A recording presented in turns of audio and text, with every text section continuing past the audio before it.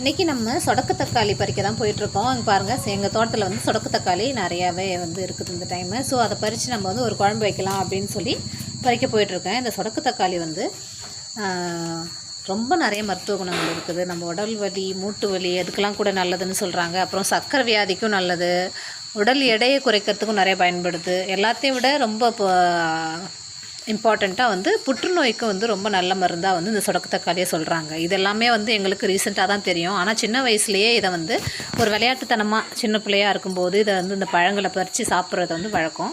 நம்ம அப்போ சாப்பிட்டதாலே என்னவோ தெரியல, நம்ம உடம்பு வந்து இப்போ கொஞ்சம் நல்லா இருக்குது அப்படின்னு சொல்லலாம். இப்போ இதில் வந்து ஒரு கிரேவி மாதிரி வச்சு சாப்பிட்லாம் அப்படின்னு சொல்லிவிட்டு நாங்கள் வந்து இந்த சொடக்கு தக்காளி பறிக்க போயிட்டோம். இந்த காய்கள் இப்படி தான் இருக்கும்.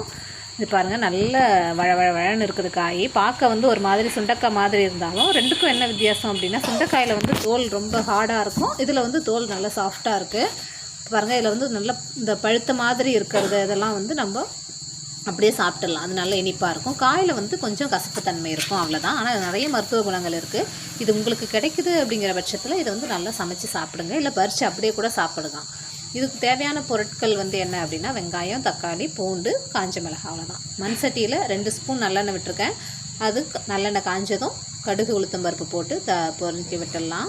கடுகு உளுத்தம்பருப்பு பொரிஞ்சு வந்ததும் ஒரு 1/2 ஸ்பூன் அளவு வெந்தயம், அப்புறம் பொடிப்பொடியாக நறுக்கி வச்சுருக்கிற சின்ன வெங்காயம், காஞ்ச மிளகாய், கருவேப்பிலை அதையும் போட்டு வதக்கிட்டு தட்டி வச்சுருக்கிற பூண்டையும் போட்டு வதக்கிக்கலாம். பாருங்கள், நான் வந்து இதில் புளி சேர்க்காமல் பண்ண போகிறேன். இது வந்து ரொம்ப மருத்துவ குணங்கள் இருக்குது அப்படிங்கிறதுனால இதில் வந்து புளி சேர்க்கும்போது அதோடைய அந்த எஃபெக்ட் வந்து குறையிறதா நான் ஃபீல் பண்ணுறேன். அதனால் வந்து புளி சேர்க்காமல் நான் வந்து இன்றைக்கி பண்ண போகிறேன். புளி சேர்க்காமல் பண்ணால் டேஸ்ட்டில் எந்த வித்தியாசமும் கிடையாது. இப்போ வந்து இந்த வெங்காயம் வதங்கின பிறகு நான் வந்து ஒரு 3 கைப்பிடி அளவு இந்த சொடக்கு தக்காளி காய் இருக்குது, அந்த காயும் போட்டு வதக்கிக்கிறேன். காய் வந்து நல்லா வதங்கி வரட்டும். இந்த கசப்பு தன்மை வந்து நம்ம கிரேவி வச்சு சாப்பிடும்போது சுத்தமாகவே தெரியல. நீங்கள் வந்து இதுமாரி வதக்கும்போது நல்லா வந்து கலர் மாறி வரும். கொஞ்சம் இந்த பச்சை பசேல்னு இருக்கிறது கொஞ்சம் வந்து நேரம் வெளிரி போய் கிடைக்கும். அந்த டைமில் வந்து உங்களுக்கு இந்த மரக்கரண்டி அந்த மாதிரி வச்சு நீங்கள் வந்து அதை மேஷ் பண்ணி கூட விடலாம், இல்லைனா அப்படியே விட்டலாம். ஒன்றும் டேஸ்ட்டில் வித்தியாசம் தெரியல. இங்கே பாருங்கள், கலர் நல்லா மாறி வந்துடுச்சு.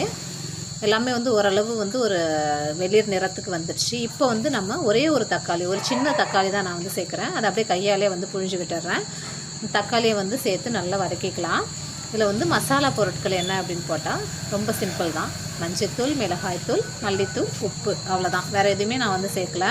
இங்கே பாருங்கள், அவ்வளோதான். இதை போட்டு நல்லா வதக்கிக்கலாம்.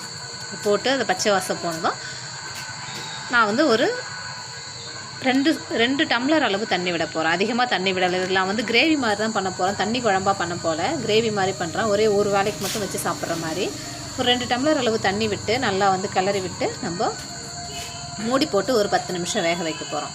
பாருங்கள், ரொம்ப சூப்பராக இருந்துச்சு. இது வந்து இந்த அளவுக்கு நான் வந்து கசக்கும் அப்படின்னு தான் நினச்சிட்டு பண்ணேன். ஆனால் வந்து அதோடய ரிசல்ட் வந்து ரொம்ப வித்தியாசமாக இருந்தது. ரொம்ப டேஸ்ட்டாக இருந்துச்சு. என்னோடய குழந்தைங்களுக்கு ரொம்ப பிடிச்சதான் இதில் வந்து பெரிய விஷயம். நம்ம வந்து மூடி போட்டு ஒரு 10 நிமிஷம் வேக வைக்கலாம். பாருங்கள், சூப்பரான சொடக்கு தக்காளி குழம்பு ரெடி ஆயிடுச்சு.